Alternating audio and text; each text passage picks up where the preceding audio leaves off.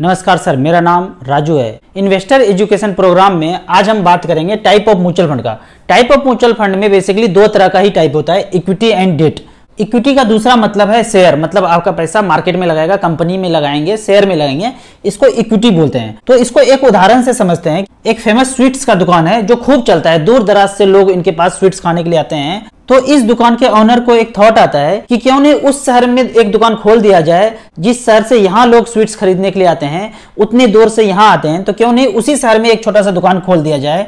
तो उन्होंने एक दुकान यहाँ खोलने का डिसाइड किया, पर उनका कंडीशन ये था कि मैं पैसा नहीं लगाऊंगा वहां पे, मैं लोगों से पैसा लूंगा और वहां पैसा लगाऊंगा। तो इनका नाम इतना ज्यादा है कि उन्होंने कहा कि मुझे एक दूसरे शहर में ऐसा ही दुकान खोलने के लिए 10 करोड़ रुपया चाहिए और उस दुकान में 50% हिस्सेदार मैं रहूंगा और जो लोग 10 करोड़ रुपया देंगे वो 50% हिस्सेदार होंगे।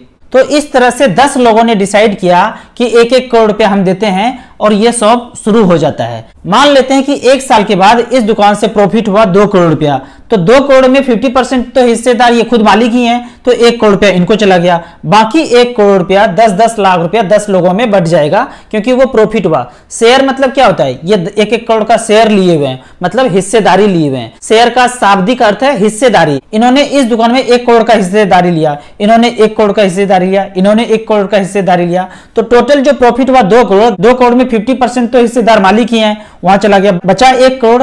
उस 1 करोड़ को 10 लोगों में डिवाइड किया तो 10-10 लाख रुपया आ गया। दूसरे साल पता चल रहा है कि 4 करोड़ का प्रॉफिट हुआ, तो 4 करोड़ में से 2 करोड़ तो मालिक का हो गया, बाकी 2 करोड़ 20-20 लाख रुपया लोगों में बांट दिया। तो इसी को बोलते हैं हिस्सेदारी।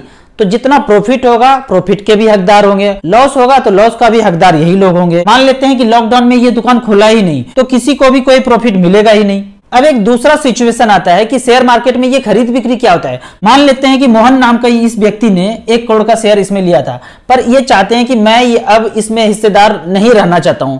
तो शहर का दूसरा लोग बोलते हैं कि चलो मुझे ये 1 करोड़ 20 लाख में ये शेयर तुम अपना दे दो। तो 1 करोड़ 20 लाख में उनको इन्होंने ट्रांसफर कर दिया। तो अब जो इस दुकान से प्रॉफिट होगा उसके हिस्सेदार वो होंगे जिनके पास ये शेयर है। तो अब आने वाले सालों में जितना भी प्रॉफिट होगा ये उनको जाएगा। तो इस तरह से ये हिस्सेदारी एक दूसरे में ट्रांसफर भी हो सकता है। यही बात शेयर मार्केट में है। जो हम शेयर खरीदते हैं वो किसी के पास था, अब किसी और के पास है। मैंने खरीदा तो वो मेरे पास आ गया, तो अब मैं उस कंपनी में हिस्सेदार हो गया।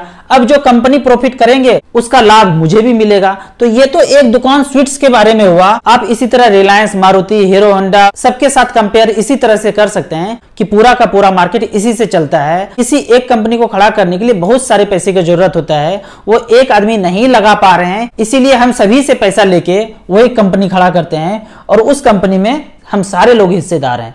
तो इसी को इक्विटी बोलते हैं, शेयर बोलते हैं, मार्केट बोलते हैं। आपको म्यूचुअल फंड के बारे में और कुछ जानना है तो मेरे नंबर 9929641265 पे मुझे व्हाट्सएप कर सकते हैं। मैं एक फाइनेंशियल एडवाइजर हूं। लिंक में जाके आप म्यूचुअल फंड का अकाउंट ओपन कर सकते हैं। ओपन करने के बाद आप मुझसे पूछ सकते हैं कि आपको 1-1 हजार 2-2 हजार का SIP कहां से शुरुआत करना चाहिए। जब आपका नॉलेज कॉन्फिडेंस बढ़ जाए तो आप मुझसे व्हाट्सएप करके क्वेश्चन पूछ सकते हैं। वीडियो अच्छा लगे तो आप अपने व्हाट्सएप ग्रुप में जरूर शेयर करें। जो लोग मुझे यूट्यूब और फेसबुक पे देख रहे हैं, लाइक एंड सब्सक्राइब जरूर करें। Thank you so much.